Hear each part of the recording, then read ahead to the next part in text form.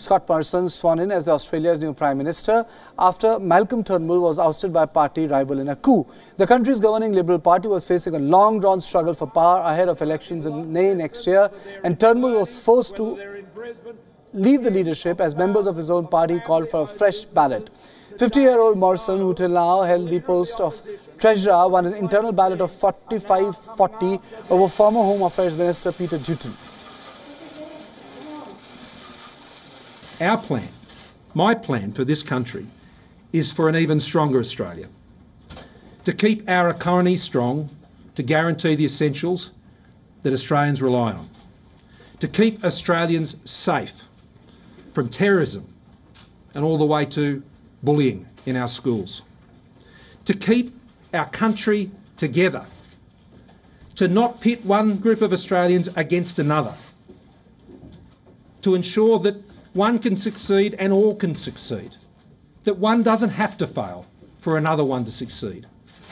We have a lot of challenges as a country, and we will get through them as we always have, together.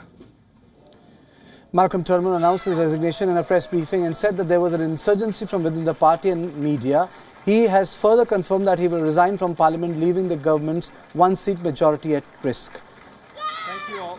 Come on, Jack. Well, Phil, it's obvious, if the Australians will be just dumbstruck and so appalled by the conduct of the last week.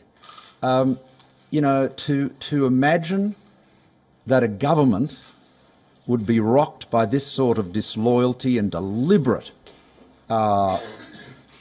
insurgency is the best way to describe it, deliberate destructive action, at a time when, there are differences on policy, but frankly all of them were able to be resolved with a little bit of goodwill.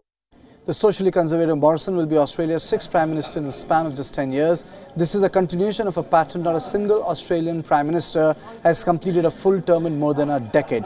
For the record, Morrison is Australia's 30th Prime Minister, but the question is how long before Australia gets another Prime Minister. In the last few weeks, Australians have watched in dismay as normal government business was suspended to settle a political feud. The next election is due in May 2019, and Scott Morrison's biggest challenge will be convincing the electorate that he should stay in power. If Australians don't have faith in him, the country could have a new Prime Minister again in June next year.